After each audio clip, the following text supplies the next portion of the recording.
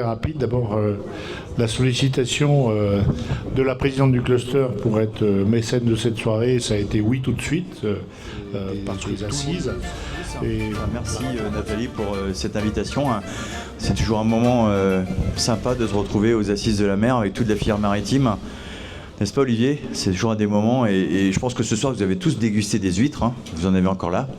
Donc elles sont excellentes. Moi je fais la promotion de mon produit, hein, déjà pour commencer. Merci d'être présent sur ce magnifique bateau.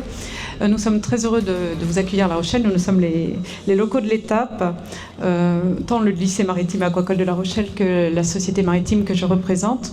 Et nous avons donné un petit coup de main au cluster maritime qui voulait fêter de façon aussi chaleureuse et amicale les 20 ans des assises. Alors, quand même, ce soir, j'ai l'honneur et le privilège d'accueillir Francis Vallat et François Xavier.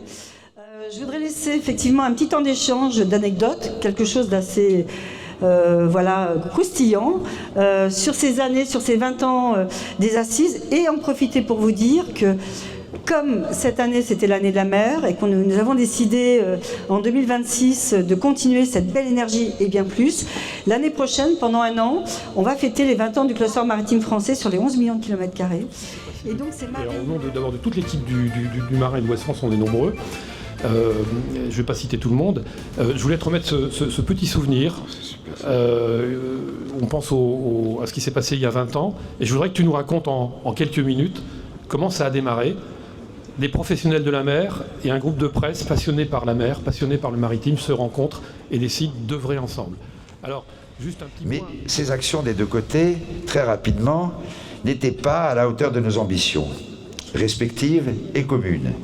Et nous sentons bien qu'il fallait nous rapprocher, changer de dimension.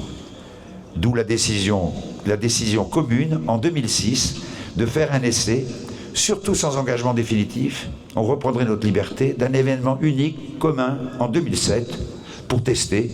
Après quoi, c'était très clair que chacun reprendrait sa liberté si ça n'était pas concluant. Aussi présente, donc c'est la communauté des marins.